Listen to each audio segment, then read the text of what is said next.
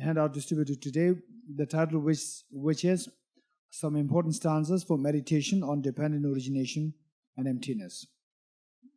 We will read this together. This is, and every now and then I may stop here. I may stop at a point to explain some of the technical terms. Otherwise, we'll read through.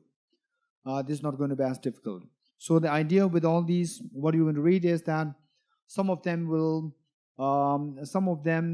highlight the importance of the wisdom of emptiness, the preciousness of the wisdom of emptiness, whereas others will tell us what exactly is emptiness, and still others will tell us how to meditate on the emptiness and so forth. So all these things, they are extracted. They are not there in one book. They were all extracted from different sources and put them together. Okay, so we'll slowly read them together. Given by the Precious Child Sutra. Manjushri, whoever listens even with this doubt to this rendition of the teaching generates much greater positive potential than a bodhisattva who, lacking skill in means, practices the sixth perfection for 100,000 eons. This being so, what need is there to say anything about a person who listens without doubt? What need is there to say anything about a person who imparts the scripture in writing, memorizes it, and also teaches it thoroughly and extensively to others? The treasury of the one thus gone sutra. Any being who, possessing all these 10 great non-virtues, enters into the doctrine of selflessness and has faith and belief that all phenomena are from the beginning pure, does not go to a bad rebirth. Section on Subduing Devil Sutra. If any bhikshu realizes that all phenomena are absolutely pacified and the beginning of defilements is devoid of self-nature, it will remove the guilt of having defilements and make unstable the defilements, thus deeming even the immeasurable negativities dysfunctional, let alone the secondary wrongs done associated with ethics and rituals. Arya 400 verses. Those with less merit will not even have a doubt in this Dharma of ultimate reality. Should a doubt ever arise in someone, will shatter samsara into pieces. Acharya Chandrakirti's entry into the middle way. Upon hearing about emptiness, even while being an ordinary being, whoever repeatedly gives rise to inner joy, and this joy bringing tears, moistening the eyes, and hairs of the body standing on end, in him or her is present the seed of wisdom of perfect Buddhahood. Upali Requested Sutra. The various delightful flowers blossom, and the sparkling supreme golden abodes stand alluringly. They have no creator at all. They are posited by the power of thought. Through the power of conceptualization, the world is imputed. Bhikkhuni Vajira's utterance in a Fundamental Vehicle Sutra. The mind is demonic, which views the true self. You have a wrong view. These composition aggregates are empty. There is no being in them. Just as one designates a card in dependence upon a collection of parts, so we assert the conventional living beings in dependence upon the aggregates. Just as in the dream from a sutra, just as in a dream of a young girl, she met with a boy and saw his death. Joyous was she at the meeting and despair at his death. View all phenomena as thus. Arya Nagarjuna's Fundamental Wisdom of the Middle Way. Through ceasing karma and afflictions, nirvana is achieved. Karma and afflictions arise from distorted conceptions. They arise from elaborations of grasping at true existence. Elaborations cease or buy into emptiness. Neither the aggregates, no different from the aggregates don't depend on him, nor is he dependent on them. The Tathagata does not possess the aggregates. What is the Tathagata? That which is dependent or originates is posited to be empty of independent existence. That being dependently designated, this is the middle way. Since there is no phenomenon that is not dependent or originated, there is no phenomenon that is not empty. Arya Nagarjuna's Precious Garland. If the person is not earth, not water, not fire, not wind, not space, not also consciousness, and not all of them, where is the person out of those? Just as a person is not truly existent because of being an aggregation of the six constituents, so each constituent also is not truly existent as the aggregations of their own constituents. Bodhicitta Vivarana, commentary on Bodhicitta. Through seeing the emptiness of all phenomena, they respect the law of karma and its effects. This is indeed the excellence of all excellencies, and amazement of all amazements. Arya 400 verses.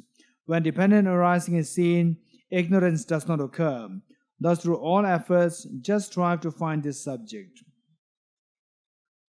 Okay. Guide, interview, the four mindfulness by His Holiness the Gyaltsen Gyaltso, the seventh Dalai Lama. At the crossroads of the six collections of consciousness, which have diverse perceptions, are seen the hazy dualistic phenomena which are baseless. There is a magical show which is by nature deceptive. Don't believe it to be true, but view it as having the nature of emptiness. Don't let your mind go astray, but place it in the nature of appearance emptiness. Through not losing mindfulness, hold it in the nature of appearance emptiness. The concluding para in Lama Tsongkhapa's commentary on Arya Nagarjuna's fundamental wisdom of the middle way. Throughout my future lifetimes, may I always be guided by Arya Manjushri and be able to uphold the Dharma in general and the teachings on dependent origination in particular, even at the cost of my life. Okay, translation of the part of Sri Heruka Sadhana. So for this, we fold our hands. We fold our hands. This is what I like to explain to you very quickly. Sri Heruka is one of the Buddhas. One of the Buddhas. And look at even the name of the Buddha. How he chose this name, Sri Heruka. So even this name, simply by reciting the name, and if you know the meaning, we see that it has a tremendous implication. It has a tremendous meaning there. It's all talking about the emptiness. It's all talking about the ultimate reality of the phenomena with which you interact, ultimate reality of the self, which interacts with the phenomena, then the ultimate reality of the dissolution of the object and subject duality, then finally seeing the non-dual wisdom, which becomes non-dual with the subject-object non-duality. So, Shri Heruka, He, the selflessness of the mind; Ru, the selflessness of person; Ka, the non-duality of the subject and object; and Shri, the non-dual wisdom, which sees the non-duality of the subject object. Okay, as we read this, we will understand it. Okay, with folded hands, we'll read this together. So this one, Shri Heruka, this we read 3 times. We utter it 3 times. This is the name of a Buddha. It's so precious. Shri Heruka, Shri Heruka, Shri Heruka. He is the selflessness of phenomena. The mind, which is the source of everything, is empty of true existence, as it is imputed to be of causal nature. Ru is selflessness of person, the emptiness of self as fabricated by the web of conceptual thought, which grasps at the self of a person. Ka is the ultimate reality, where there is non-abiding of the duality of the object and subject in dissonance. Shri is non-dual exalted wisdom, which abides in congruence with emptiness of this object. This is the meaning of Evam. Okay, so don't lose this. So eventually, Tibet House is going to come up with a proper publication of this book. So then you don't worry about all these handouts. All what is distributed, will be there in this book.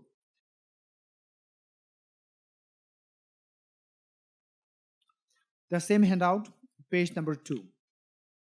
The same handout, page number 2, the second last para. This is what I promised to explain, what I promised yesterday to explain. This stanza, oftentimes His Holiness the Dalai Lama quotes this and then explains this. This stanza is, say, last time we were doing the 4 mindfulnesses. That also serves as a ground for our understanding Dharma. Then the 4 Noble Truths is another ground for understanding the Dharma. So basically, we see that this one is a very beautiful way of understanding the whole mechanism of the Dharma.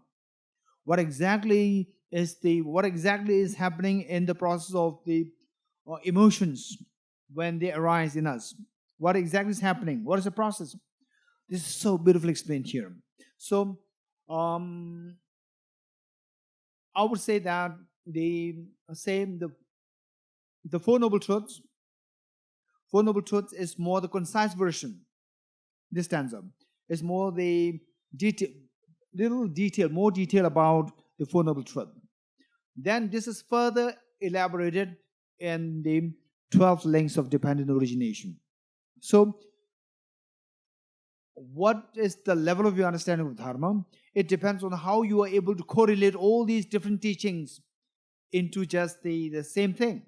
You're able to see the same thing from different angles, like Four Noble Truths, then the 12 links of dependent origination, then this understanding, through ceasing the karmas and afflictions leads to nirvana.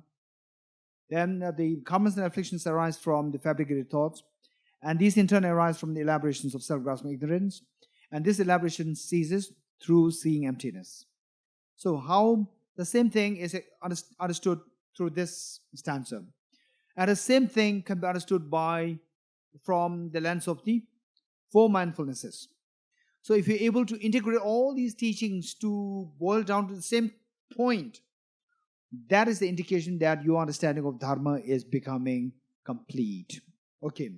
So with that in mind, this is very important, and this is in relation to the wisdom of emptiness. One, how failing to see emptiness, we end up in all our miseries. And what miseries you have? We have all our miseries, right? Miseries of sickness, aging, and then not getting what you want, and just always encountering what we dislike. All these miseries. And every time these things happen, what happens? There's mental agitation, mental unhappiness, mental sadness, mental pain is there. So this mental pain, as I said earlier, this mental pain, due to for whatever reason, say, how many you have some difficult neighbors, right? Okay, difficult neighbors, right? So difficult neighbor is the condition to just the moment you wake up, and then your neighbor just start throwing garbage next to your door, or the neighbor playing such a loud music, and so forth, right? Okay, there's irritation there. And then say a job, at your workplace, again there's a problem. Again in family pressure, all problems are there. So whatever problem that we have, any problem that we have, anything which creates about a little bit of, be it however minuscule it might be, the pain, irritation, agitation, dissatisfaction, whatever thing is happening there, and of course, as I said earlier, it can be due to two factors, external factor and internal factor, which we learned earlier, like the sound of a clap of the two hands coming together, right? Sound of a clap, this is analogous to the miseries that we're going through. Any agitation. And conventionally, it may not be your mistake. And somebody bullies you. Somebody accuses you for no reason. But the pain is felt. The moment the pain is felt, external condition is there. One hand is there from the externally. Then the internal condition is also there. What is the internal condition? Push and pull. Push and pull is the result of that. What is the internal condition?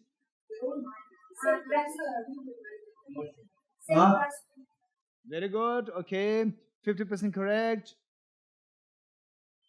I said 50% correct for what? Okay. Self-grasping ignorance and self-centered attitude. These two are there within us, right? As long as these two are there, then external conditions, you are so vulnerable to the external conditions, right? And then, the neighbor is terrible, or my family creating such a pressure on me, this, that, any problem that you might have, right? So there could be external factors there, but the internal factor, ideally speaking, we see that external factor is, how many external factors are there? Infinite, right? Infinite number of external factors are there. And if you think of removing the external factors, how long will it take? It'll take forever, right? Okay. So, Bodhisattva Shantideva, he said that, say, if you have a problem walking on the ground with the thorns there, then you would think of covering the whole land with the leather. Then you won't get enough leather to cover the entire world. So what should you do? Rather than looking for ways and means to get enough leather, right, to cover the whole land, what should you do? You just look for 2 small pieces of leather to cover your 2 small feet. That's it, right? And then you walk with the 2 small feet covered with the leather, and then you walk wherever you want to go. You walk. It suffices to covering the entire world with the leather. Likewise, covering the 2 small feet is like eliminating the internal condition of the self-grasping ignorance and a self-centered attitude, removing these 2. And it suffices removing all the external enemies, all the external conditions, right? It suffices. So therefore, any problem that you might have. So conventionally, according to the law, conventional law, then the country's law, you are not on the full side. It's the other person. The other person has to be persecuted, right? But in actuality, who suffered? Who had the pain? You had the pain.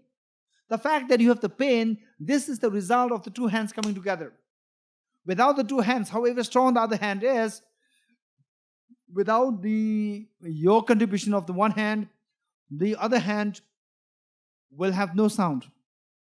Will have no sound of the misery. So therefore, any problem that you might have, so while we do have to try to tackle the external conditions, at the same time, try to blame inside. See how much you can blame inside. And then slowly, whenever you encounter with such difficulties and challenges and problems, irritation, agitation, so forth, if it so happens, spontaneously, rather than pinpointing your finger outside, immediately you pinpoint your finger towards the inside, self-grasping, ignorance, self-centered attitude, spontaneously, if it has happened, this is the mark of the success of your practice of the Dharma.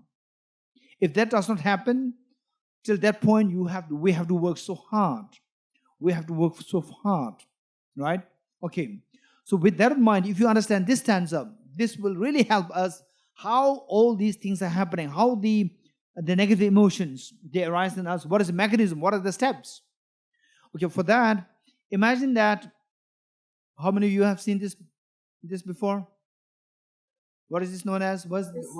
I know biscuit. What biscuit is this? Pure magic. Okay, let's say you are seeing this picture, right? And I show this, just if I cut this picture and hold it in my hand, then you might think that there's a biscuit there in his hand. You're getting it? There's a biscuit there in his hand. Number 1. Okay, is that a mistaken mind or this is a valid mind? It's a mistaken mind. Step 1. Now, you look at it, oh, this is a pure magic biscuit. This is a pure magic biscuit. This is my favorite biscuit. Right? Okay, now on top of what you see as a biscuit, you refine, you exaggerate, or you superimpose. You superimpose this biscuit to be a pure magic biscuit. You understand it? This biscuit, as the object, you superimpose a characteristic that it is my favorite biscuit, is a very delicious biscuit. So first you distort the reality of this piece of paper into a biscuit. First mistake. Then on top of that, you give a false characterization. You give a false characteristic to it, saying that this is a delicious biscuit, number 2. Then what happens? Automatically you feel like having it. This is attachment. Then if somebody says that, no, I will have it, right? I will have it, then you will have a fist fight with that person. With a fist fight, what happens? Both of you end up in prison. And a prison is not a good place to stay. Right? Okay, how many steps are there? One is misperception of the object. Number 2 is misperception of the characteristic of the object. Then number 3 is, then the afflictions arise, say attachment to it.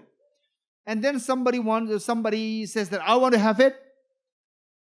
Then you end up in fist fight. Fist fight is karma, action. With this fist fight, then you end up in prison. Prison is samsara. So what are the 5 steps? First one, misconception of the object. Number 2 is the misconception of the characteristic. Number 3, afflictions. Number 4, karma. Number 5, samsara. Right? Just keep in mind these 5 points. Right? So if you don't want the irritation is a form of samsara. Irritation is a part of samsara. Agitation, anxiety, stress, pain, unhappiness, anguish, or longing is a form of attachment. It is affliction. Right? Okay. So this samsara, if you don't want this samsara, what should you do? You should cut its immediate cause. What is the immediate cause of that? Karma. Right? So these 5 points, they should be understood in a proper sequence. Proper sequence. What is the first? Misperception of object, followed by misperception of the characteristic, followed by afflictions, followed by karma, followed by samsara. Fine. So these, you can go into the proper order, we can go into the reverse order, both. Right? If somebody asks you what is the evolution, what is the mechanism of the evolution of samsara, then you start from the misperception of the object, start from there and end up in misery. Whereas if somebody asks you what is the cause of the misery, what is the cause of samsara, then you go in the reverse way. Likewise, if somebody asks you how to stop samsara, then you have to go reverse way, right? Okay, so this is very important. Okay, say if you don't want samsara, then what should you do? You should cut the immediate cause. What is the immediate cause of samsara? Karma. We have to cut the contaminated karma, not all karmas. Karma is of 2 kinds. Contaminated karmas and non-contaminated karmas. Only the contaminated karmas are to be cut. Buddhas have uncontaminated karmas. Okay, so if you don't want the contaminated karmas, what should you do? You should cut the immediate, what is the immediate cause? Afflictions. If you don't want the afflictions, what should you cut?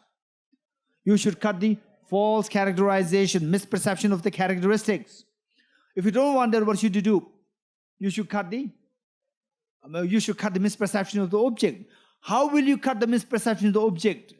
Misperception of the object is seeing the object as objectively real, right? So how to cut this misperception of the object? Misperception of the object is the ignorance. How to cut the ignorance? By cultivating the wisdom. What is that wisdom? Wisdom of emptiness, exactly, right? Okay, now with that in mind, okay, before that, I have to also quickly explain this. Samsara, the immediate cause of samsara is contaminated karmas. Contaminated karmas, immediate cause is afflictions. Afflictions, immediate cause is misperception of the characteristic. Okay, here. You note down a technical term, inappropriate attention. Inappropriate attention. You write this technical term against the misperception of the characteristic. Inappropriate attention. In future, if you attend any teaching of His Holiness the Dalai Lama or some of the teachings, then they may use the word, afflictions are because of the inappropriate attention. Immediately you have to understand that to mean what? Misperception of the characteristics. Say, so this cake, I know it is so delicious, I don't want to, right? Say there is a cake which is rotten, a stale cake. I hold it in my hand. Then if I show this to you, and then you mean, wow, this is so delicious cake. Are you superimposing the characteristic, or it is really delicious? It is not delicious. It is stale. It is rotten. If you eat it, then it will what? It'll give you stomach problem, right? And the taste is not good. Okay. So, but then when you look at it, it may, oh, this is not just a cake. It is a very delicious cake. So you are superimposing the characteristic that it is delicious. It is wrong, right? Okay. So this is known as superimposing the characteristic of the object. Usually problems arise. So people become friends, right? Thinking the other person is so good, right? The first appearance, what do you call it? Right? Just becoming friend at the mere sight, the first sight, right? Becoming friends. And then you are together, and then you start seeing the inside more and more, and then there's a conflict happening, right? So this is because there is inappropriate attention, meaning false characterization of the object, right? So this is a problem. Okay, so this is known as inappropriate attention. And Arya Nagarjuna, in this text, he used the word, as it depends on the English translator, right? So here, I translate it as, it arises from the distorted conception. This inappropriate attention, this is in the text here, in this text, Arya Nagarjuna, and then I translate in English as distorted conception, right? Okay. Then what is the immediate cause of this inappropriate attention? Misconception of the object. Misconception of the object. Here in this text, Arya Nagarjuna used the word elaboration. Elaboration. So this word elaboration, for some of you, you're already into Dharma, for study of Dharma for long, right? So for your purpose. And then for beginners, you can also listen to it. It will be helpful for you. For those who are more into long term, for a longer term, you're in the Dharma studies and so forth. So this elaboration, this word elaboration is what you find in so many places. So this word elaboration. By the way, in English, what does it mean by elaboration? Decoration. Decoration, extension, emphasis, elaboration, decoration. Giving an extra touch to it. Giving extra touch. What else? Details, explanation. Okay, in proper English. In No, detail. don't speak as a philosopher. No, in detail. In detail. In detail. Okay, very good. So, in the words, the technical words which we use in Dharma, if possible, always try to relate it. Try to say the English words which we use in Dharma. Buddhist philosophy. So it may have a more deeper significance, but then make it a point that you try to relate it to the conventional understanding of this word according to the English linguists. You're getting it? The linguistic connotation. A linguistic connotation must be there. This is so important. So elaboration meaning just decorating, right? Oh, just he had such an elaborate, food, detail, grand, and the multiplicity, multiple, and so forth. So here, elaboration. You will see this word used oftentimes in many texts, and some texts meant for just pure practice manual, and other texts pure philosophy, and so forth. So we need to understand the meaning of this word elaboration in their respective contexts. So what are the possible contexts in which this word is used? Right? I will explain this to you. Okay.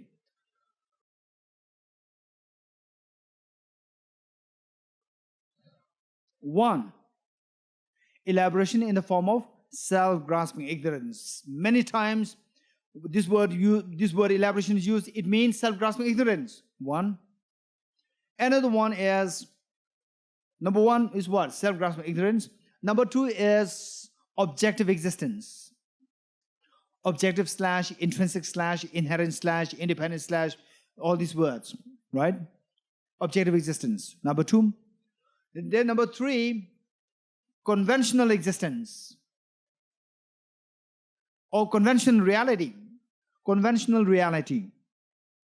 Then number four is the generic image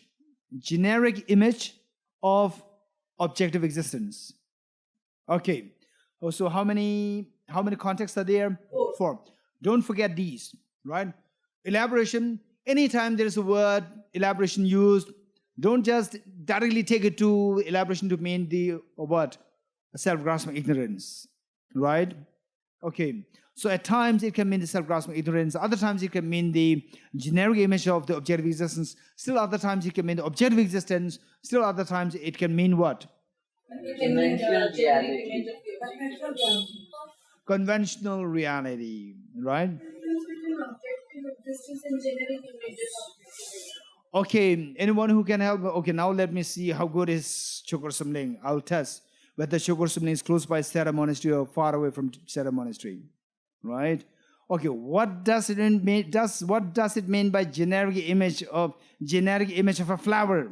Forget about generic image of generality. What does it mean by meaning generality of the flower? What is the Name. understanding of that flower? Sorry. Anyone else? Just raise your hand. Okay, I will see how far is Chokur Ling from Sera Monastery, right? Sera Monastic University. Okay, meaning generality, yes. What we see. What do we see? What we see through our eye consciousness. Okay. What should I say? Should I say Concept. very good, or should I say sorry? Sorry. Anyone else? Concept, clearer? More, say more. Concept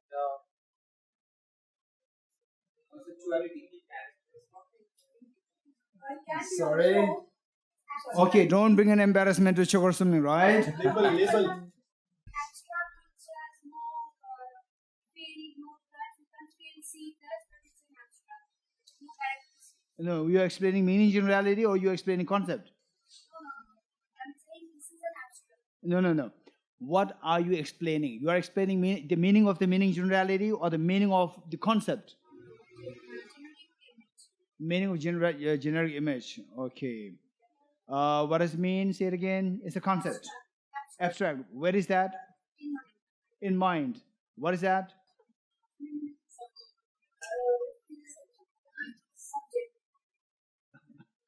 She said subjective. It's a mental. Okay, you are getting somewhere. Okay. So when you said it, then I thought, maybe it is closer towards Mumbai. It is not too far away in Delhi. It may be closer towards Mumbai. Right? Anyone who can prove that Chokur Ling is right there in Bangalore? It's just not 12 hours train distance, right? It is just 4 hours driving distance from Sera. Anyone? Yes? When we see a flower, Yes. immediately in our mind comes the word which characterizes the full thing, which we label it as flower. So there's an immediate arising of that label of that particular form. So the label is the generic image? The generic image is the characteristics of whatever we see. Character meaning whatever we see the flower, then the color of the flower. Yes, color, shape, it invokes. Sorry, so which means it must be in Chandigarh. Chokur Ling must be in Chandigarh. It could be the Description was very beautiful. The fun conclusion takes me so far away to Chandigarh.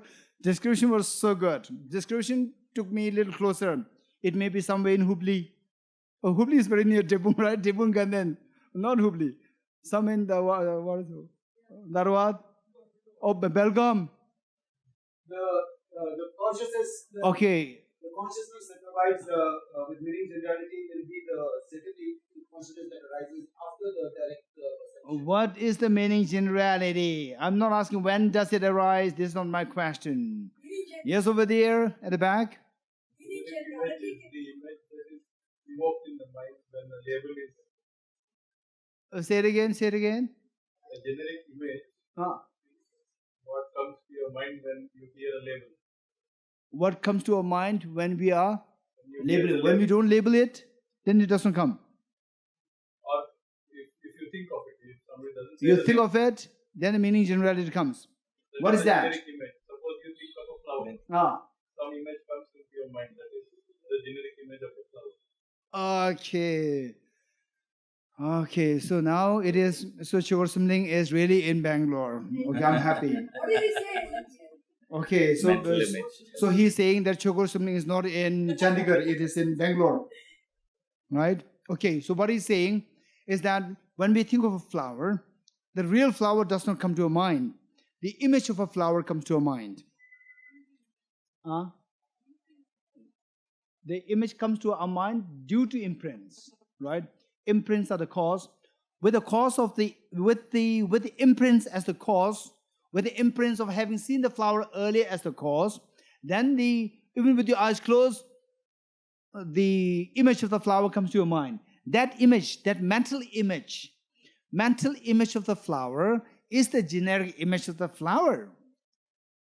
As simple as that. Do you know what is the mental image of the flower? Do you know what does it mean by mental image of the flower? You don't know? Meaning Close your eyes. Close your eyes. This is a special meditation. Right? Usually meditation is done with eyes open. Close your eyes and think of a beautiful flower in your mind. Or think of India Gate. No, it's fine. Think of India Gate. Just close your eyes and think of India Gate. Right? Okay, now open your eyes and tell me. What came to your mind? India Gate, image of India Gate. Is that the real India Gate? That is not the real India Gate, right? Because India Gate, it is not in Ling. You are in Ling, right? So this is the image of the India Gate. And that is not an external image. It is an inside image. This is mental image. Mental image of any object is known as generic image of the object. As simple as that, right? So I'm very happy that Choe Ling is in Bangalore. Elaborations. Now you're getting it? Meaning generality of the objective existence and the objective existence. Okay, tell me, what is the difference between objective existence and meaning generality of objective existence? Which is the precise question. That is the precise question asked. What is the difference between, now that you know what meaning generality is, tell me what is you just specify any difference between the two. Anyone? Objective existence is not present, whereas the meaning generality exists. Very good. Meaning generality of the objective existence exists, but the objective existence does not exist. This is a perfect distinction. Thank you. So we are in Bangalore. 100%. Yeah. Now, with that in mind, we will read this. We'll read this stanza together and see if you understand now, if it makes any sense to you now. Arya Nagarjuna's fundamental wisdom of the middle way. Through ceasing karma and afflictions, nirvana is achieved. Karma and afflictions arise from distorted conceptions. These arise from elaborations of self-grasping grasping at to existence. Elaborations cease by or into emptiness. Right? Okay. This stanza pinpoints to the 5 points. What are the 5 points which we discussed? Misconception of object, misconception of the characteristic, afflictions, karma, samsara. Okay, now let us use the technical terms. Technical terms as I've been saying. First one is misconception of the object is known as elaboration of self-grasping ignorance. What is number 2? Inappropriate attention. Number 2. Then what is number 3? Symbol. Afflictions. What is number 4? Symbol. Karma. What is number 5? Samsara. Very good. Okay, now in the first line it says that through ceasing karmas and afflictions, nirvana is achieved. What is the opposite of nirvana? Samsara. By explicitly explaining, by explicitly pinpointing to nirvana, implicitly samsara is mentioned. Samsara. So this samsara, because nirvana is achieved by cessation of karma, samsara comes into being by karma, right? So samsara is given rise to by karma, and the karma given rise to by afflictions. So these first 3 points are stated in the first line. Through ceasing karma and afflictions, nirvana is achieved. From there, you have to understand the first 3 points. Then the karma and afflictions arise from distorted conception. What is this distorted conceptions here? What is the technical term? Inappropriate attention. So the inappropriate attention arises. These arise from elaborations of grasping at true existence. Elaboration. And then how to cut the elaborations? By elaboration cease by the wisdom of emptiness, or is cease into emptiness. Right? Okay. So this is what we have to understand about how the samsara operates. Right? With that in mind, if you could remember what we did yesterday, the Bodhicitta. Bodhicitta? When we read this famous mantra of meaning of the mantra, all phenomena Arise from arise causes. from causes. The causes are taught by the Tathagata.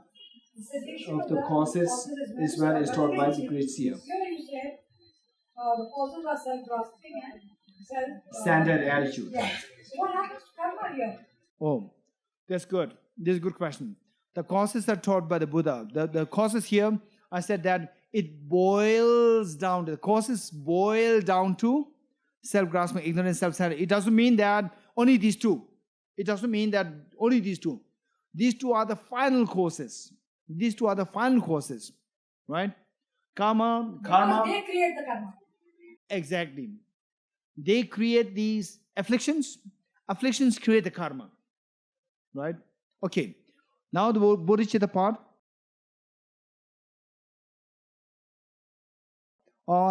Yesterday, I said something. I concluded the class with one statement.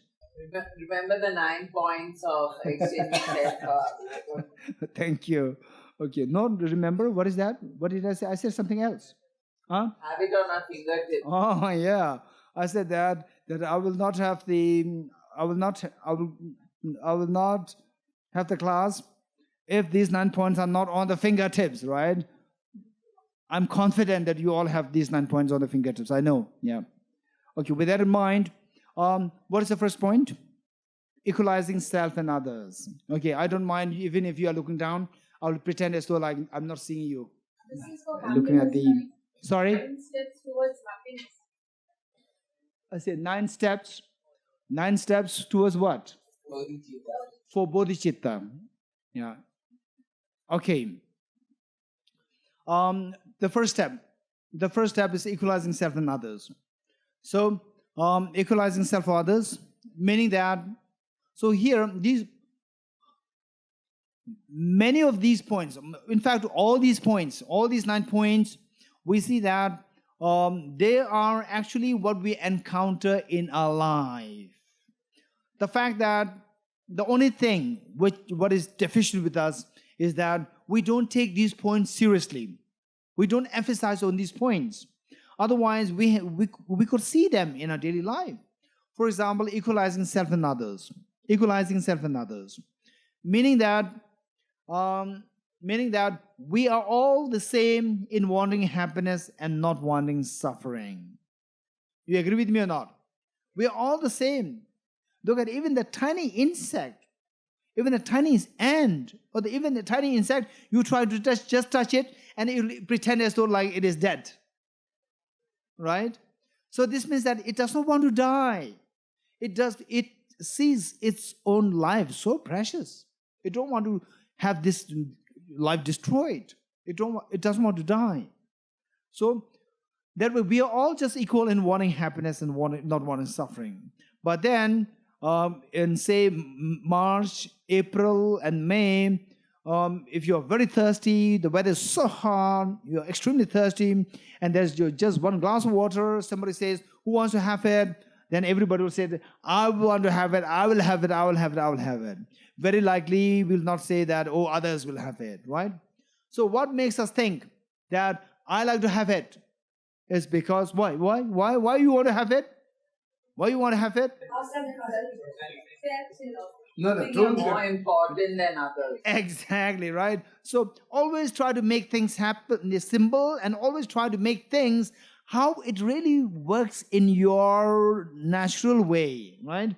Don't try to, oh, I learned something from yesterday, or something. Then you try to bring it. No. When somebody asks a question, see how much you can give the answer from what you really experience. So if somebody asks you, why do you want to have it?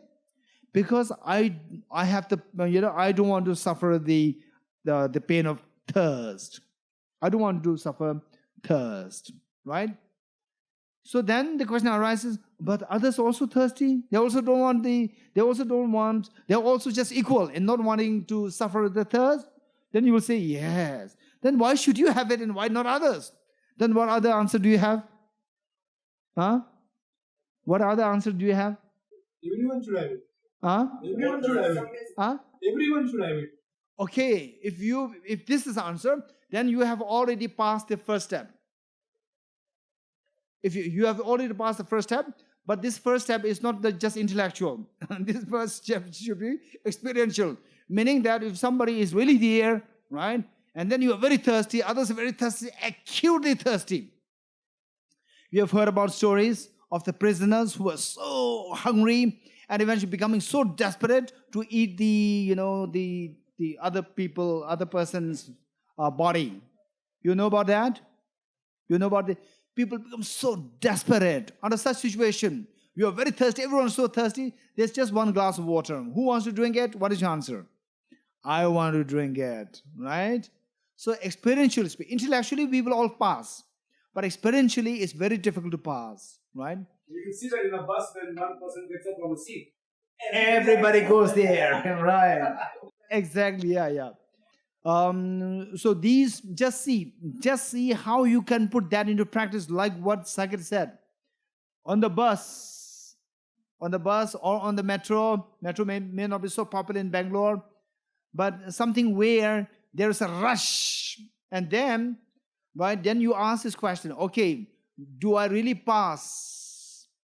Have I passed the first step of the 9 steps? Equalizing self and others, right? I know that everybody wants to be there. Everybody wants to be there. But do you rush and push others away? Or you let others go there? If you cannot let others go there and you wait there, then you have not passed yet experientially. Intellectually you have passed, but experientially you have not passed. You have failed, right? So there was, and then see, those people who passed these steps is so rare to find, right? It's so rare to find. But then it's not that they are non-existent. They are, however rare they are, in your life, once or twice you will see these people. Once or twice, right?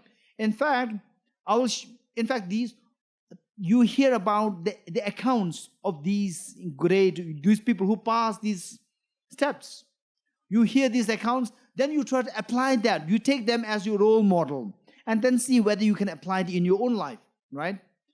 I could say there was one Gandhentipa. Maybe I think he was the 99th Gandhentipa. Gandhentipa meaning, you know what Gandhentipa is? Most of you all know that. The spiritual head of the Gelupa tradition. So Gandhentipa, I think 99th Gandhentipa, I think, 99.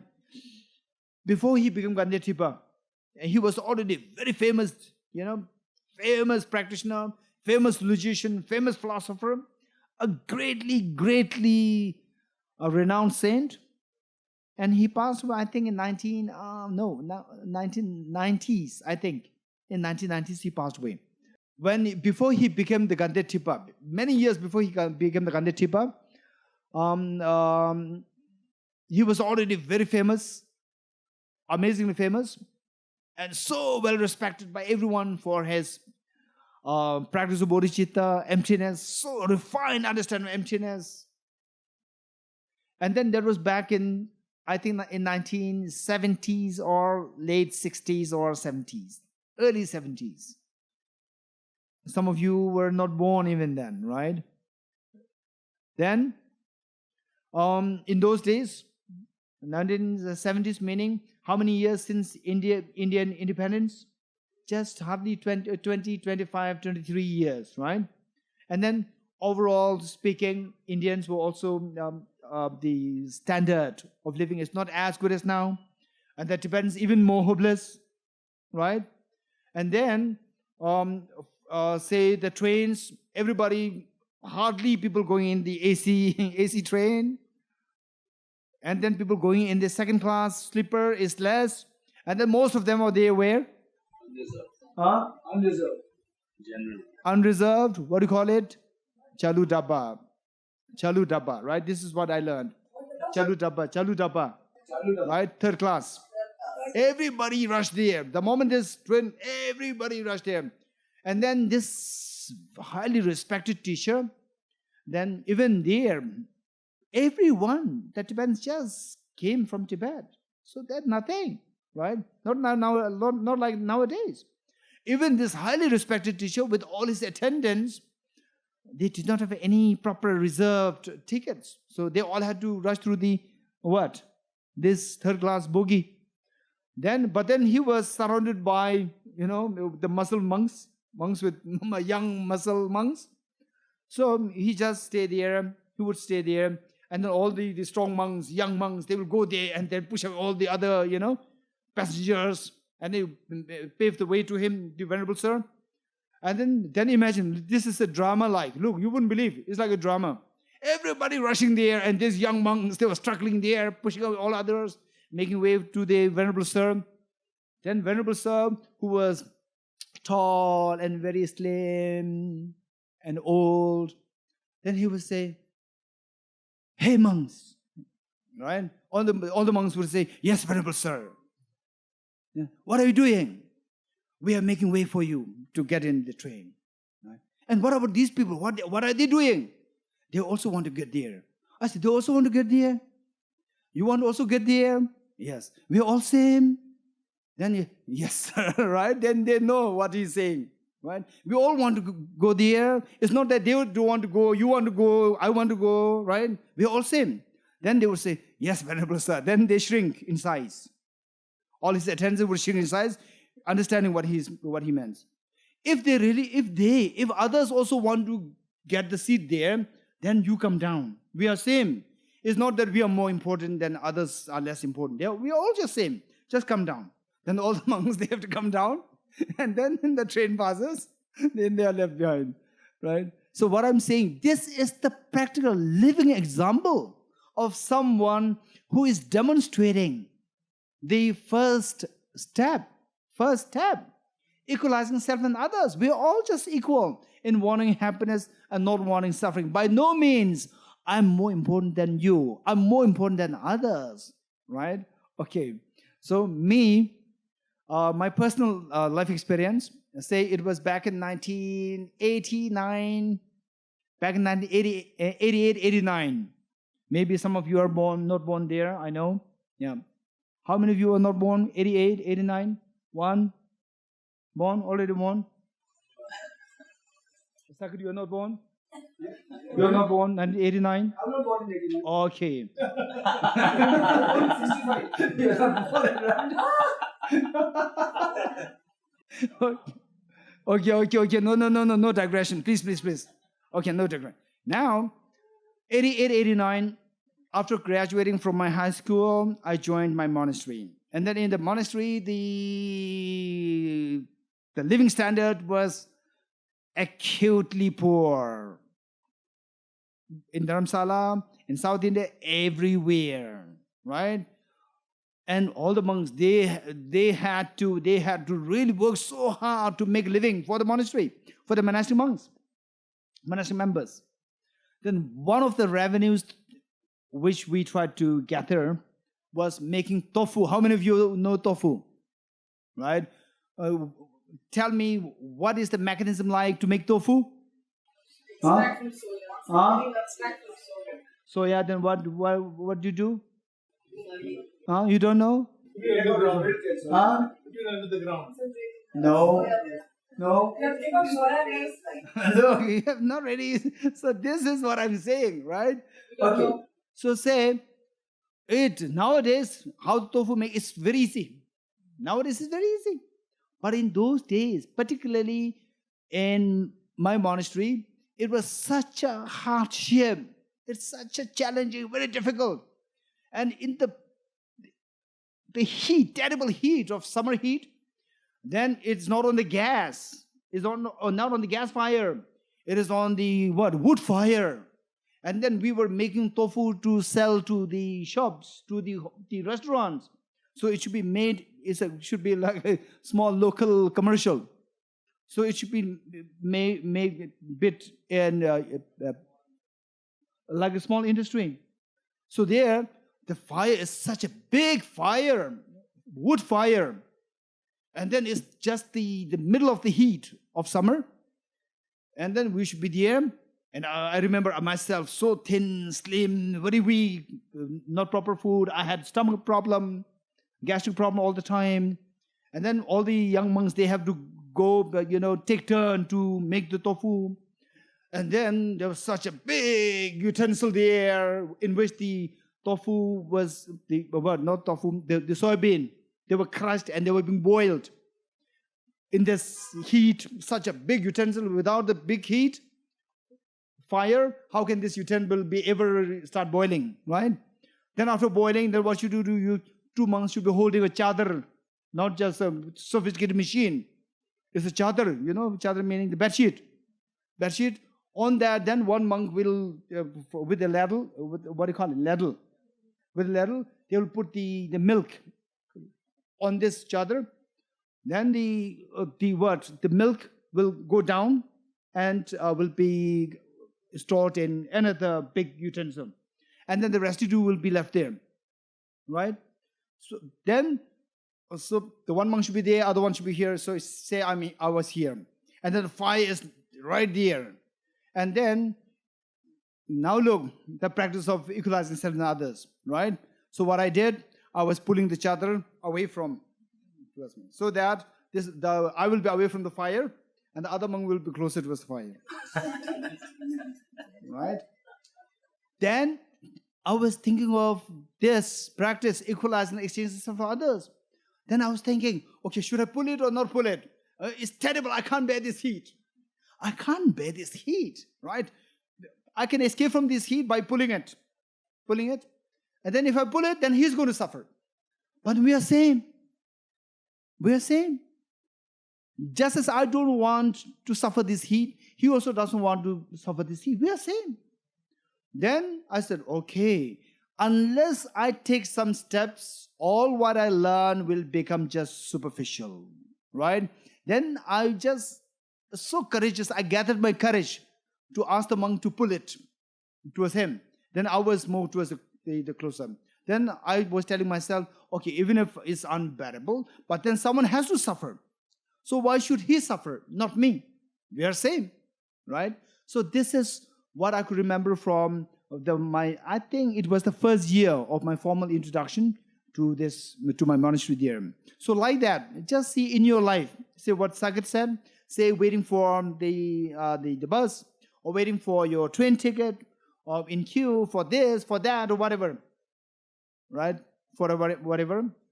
Then just see if you can apply this. Apply this, that we are all just equal in not wanting suffering and wanting happiness, right? Just see how much we can apply this. If we can apply this in a more challenging situation, the more you apply more you are able to apply this. This is a mark of the success of this first step. Only then you can move to the second step. Otherwise, not, right? But then, how can we actually do that? Actual action should be there, as well as the intellectual and the mental exercise should be done on a daily basis. with the mental exercise that you do on a daily basis, that will help us. That will help us to make it easier to do in an actual event, right? Okay, this first step. What is the second step? Benefits, demerits of cherishing self. Reflecting on the demerits of cherishing self. Very good. Okay. Reflecting on demerits of cherishing self. This, now look, the more convinced you are of the earlier steps, but more you are eligible for the later steps, right? In fact, they are like, earlier steps are like stepping stones for the later ones. Okay. Yet all 9 should be practiced as far as possible. Of course. What I'm saying is that you are right. All these steps must be practiced just in one session, right? In one session. At the same time, if we skip the first practice, saying that, oh, the first one is very easy, and then without putting much effort, investing much effort on the first, then the second and third will not make much sense. It will not really grow into you, right? So the second part is equally very important. It says that of the two methods, generally speaking, the second method, equalizing and exchanging method, is so powerful if you are able to meditate on it seriously. It is so powerful. Because for the first method, it takes for granted that you have a belief in rebirth. The first method, what is the first method? Sevenfold cause effect method. So this method takes for granted that you are convinced of the rebirth concept. Whereas the second method, you may not have conviction in the rebirth concept. It's fine. You can just go through this practice directly without even having any kind of insight, understanding, conviction in the rebirth concept. Okay. Is that why one question is that in the past, in Atisha's time, after Atisha, it was not widely taught in Tibet. Oh, that's true. In fact, you are right. In fact, this teaching, the second method, second method seems to be something very rational. At the same time, ordinary people, they cannot really fathom, they cannot really envisage that, oh, this is something which is feasible, this is something which we can do. So ordinary people's thinking and the method of thinking taught here, these two are just contradictory. Because of which, ordinary people cannot digest this concept. As such, this teaching is known as secret teaching, referred to as a secret instruction. Okay. Now, why this teaching is so important is, I think, particularly because of step number 2 and step number 3. Step number 2 and step number 3. And then as you move up, you will see that step number 6. Step number 6 plays a very important role. What is step number 6? This step is, what is 7? Oh yeah, step number 7. What is step number 7? Special recollection of the kindness of others. Step number 7 plays a very important role. Right? Step number 7. Okay. Step number 2 and 3.